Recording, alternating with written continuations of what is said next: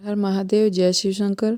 भक्तों, अगर आप लोगों को वीडियो पसंद आती है तो लाइक और शेयर ज़रूर करें और कमेंट करके ये बता दें कि किस व्रत कथा के बारे में या किस बारे में आपको वीडियो चाहिए। ये आप लोग कमेंट करके बता सकते हैं। चैनल सब्सक्राइब नहीं किए हैं तो कर लीजिए।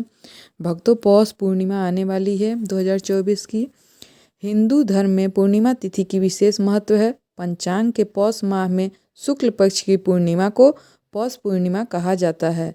पूर्णिमा की तिथि चंद्रमा को प्रिय होती है और इस दिन चंद्रमा अपने पूर्ण आकार में होते हैं। ज्योतिष शास्त्र में पौष पूर्णिमा के दिन स्नान, दान और सूर्य देव को अर्घ्य देने का विशेष महत्व बतलाया गया है। पौष माह के समय में किए जाने वाले धार्मिक कर्मकांड की पूर्णता पूर्णिमा पर स्नान करने से सार्थक होती है। पौष पूर्णिमा के दिन काशी, प्रयागराज और हरिद्वार में गंगा स्नान का बड़ा महत्व होता है। आइए जानते हैं पौष पूर्णिमा तिथि के बारे में, उसका शुभ मुहूर्त, पूजा विधि, इस दिन का क्या महत्व है और इस दिन के व्रत के कथा के बारे में। पौष पूर्णिमा व्रत शुभ मुहूर्त। साल 2024 में पौष पूर्णिमा तिथि की शुरुआत 24 जनवरी 2024 की रात 9:52 से 25 जनवरी 2024 दिन गुरुवार को 11:26 पर पूर्णिमा तिथि का समापन होगा। पौष पूर्णिमा व्रत और पूजा विधि।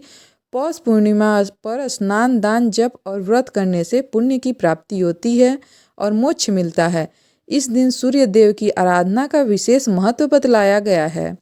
पौष पूर्णिमा का क्या महत्व है, आइए जानते हैं। वैदिक ज्योतिष और हिंदू धर्म से जुड़ी मान्यताओं के अनुसार पौष सूर्य देव का माह कहलाता है। इस माह में सूर्य देव की आराधना से मनुष्य को मोक्ष की प्राप्ति होती है। इसलिए पौष पूर्णिमा के दिन पवित्र नदियों में स्नान और सूर्य देव को अर्घ्य देने की परंपरा है। पौष का महीना सूर्य देव का माह है और पूर्णिमा चंद्रमा की तिथि है। अतः सूर्य और चंद्रमा का यह अद्भुत संगम पौष पूर्णिमा की तिथि को ही होता है। इस दिन सूर्य और चंद्रमा दोनों के पूजन से मनोकामनाएं पूर्ण होती हैं और जीवन में आने वाली बाधाएं दूर हो जाती हैं। आइए इसकी पूजा विधि जान लें। पौष पूर्णिमा के दिन सुबह स्नान से पहले व्रत का संकल्प लें। पवित्र नदी या कुंड में स्नान करें और स्नान से पूर्व वरुण देव को प्रणाम करें। स्नान के पश्चात सूर्य मंत्र का उच्चारण करते हुए भगवान सूर्य देव को अर्घ्य देना ना भूलें। स्नान से निवृत्त होकर भगवान मधुसूदन की पूजा करनी चाहिए और उन्हें नैवेद्य अर्पित करना चाहिए। किसी जरूरतमंद व्यक्ति या ब्राह्मण को भोजन अवश्य कराना चाहिए तथा भोजन के बाद दान दक्षिणा जरूर देनी चाहिए।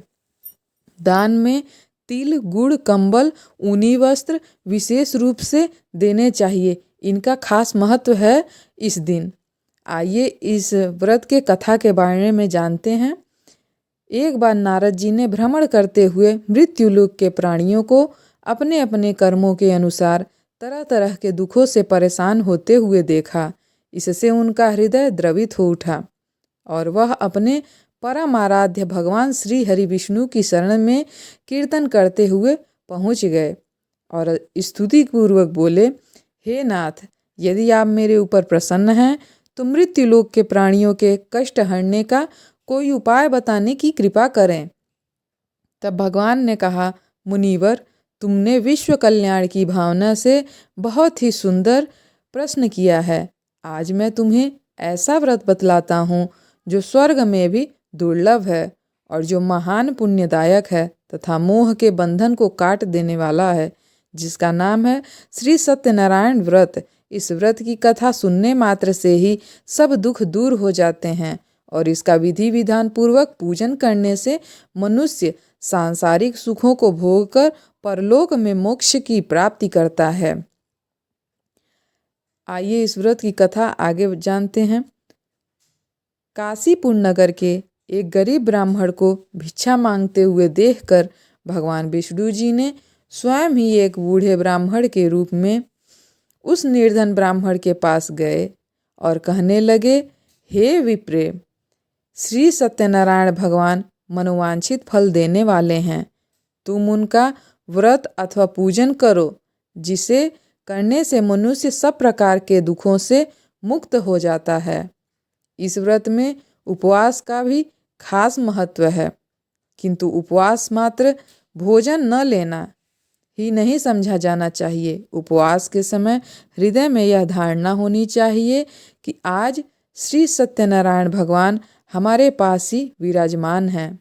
अतः अंदर व बाहर शुचिता बनाए रखनी चाहिए और श्रद्धा विश्वास पूर्वक भगवान का पूजन कर उनकी मंगलमयी कथा का श्रवण करना चाहिए।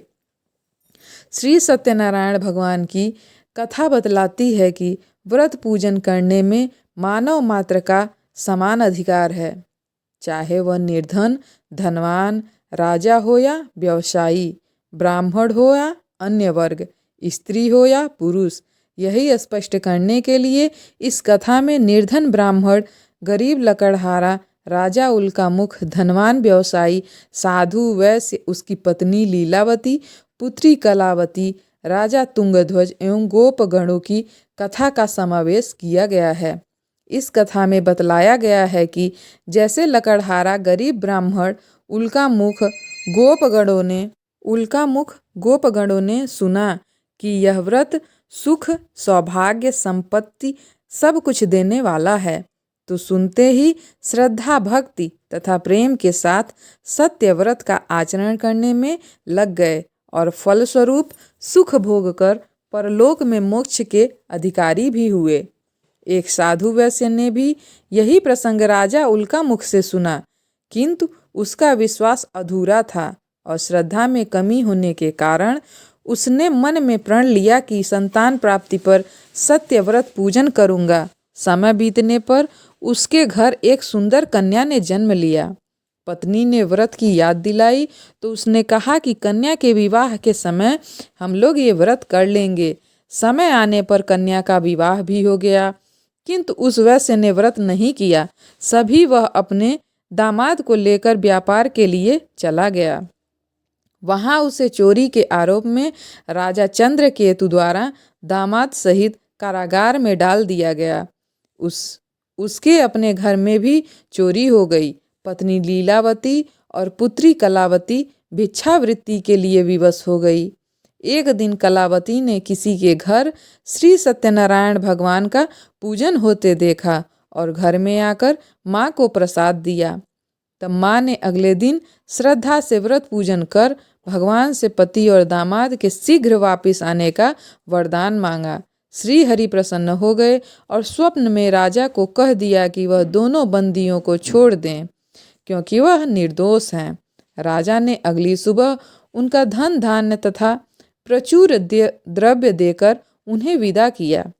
घर आकर पूर्णिमा और संक्रांति को सत्यव्रत का जीवन भर आयोजन करता रहा। परिणाम स्वरूप उसे सांसारिक सुख भोग कर मोक्ष की प्राप्ति हुई। इस प्रकार एक बार राजा तुंगध्वज ने वन में गोपगणों को श्री सत्यनारायण भगवान का पूजन करते देखा, किंतु अपने अभिमान की वजह से राजा न तो पूजा स्थल पर गया, न दूर से ही प्रणाम किया और न ही गोपगणों द्वारा दिया गया प्रसाद ग्रहण किया। परिणाम यह हुआ कि राजा के पुत्र, धन धान्य, अश्व गजादि सब नष्ट हो गए। राजा को फिर से आभास हुआ कि विपत्ति का कारण सत्यदेव भगवान का निरादर करना ही है। तब उसे बहुत पश्चाताप हुआ। वह तुरंत वन में गया और गोपगणों को बुलाकर उनसे सत्यनारायण भगवान की पूजा की विधि पूछी और बाद में इसकी पूजा भी की। फिर उसने उनसे ही प्रसाद ग्रहण किया तथा घर आ गया। उसने देखा कि विपत्ति टल गई और उसकी सारी संपत्ति तथा जन सुरक्षित हो गए हैं। राजा प्रसन्नता से भर गया और अपना सर्वस्व भगवान को अर्पित कर दिया। भक्तगणों, अगर आपको वीडियो पसंद आती है तो लाइक और शेयर करें। अगर चैनल अब तक सब्सक्राइब नहीं किए हैं तो चैनल को सब्सक्राइब कर लें और किसी व्रत पूजा या विधि के बारे में जानना है तो कमेंट में ज़रूर लिखें। हर हर महादेव, जय शिव शंकर। श्री सत्यनारायण भगवान आप लोगों की मनोकामना पूर्ण करें। हर हर महादेव।